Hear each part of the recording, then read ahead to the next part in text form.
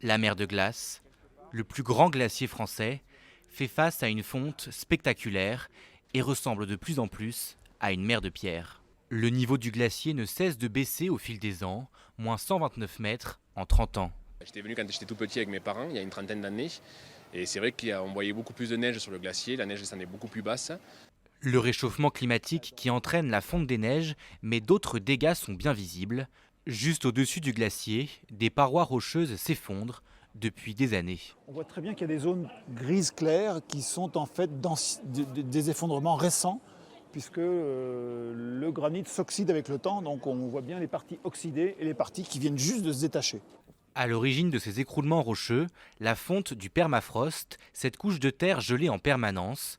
Et le pire est à venir. Selon ces glaciologues, le permafrost aura complètement disparu à haute altitude d'ici 30 à 40 ans. On aura une augmentation probable des instabilités. On la remarque déjà actuellement. On a des volumes plus importants qui se détachent au cours des étés chauds.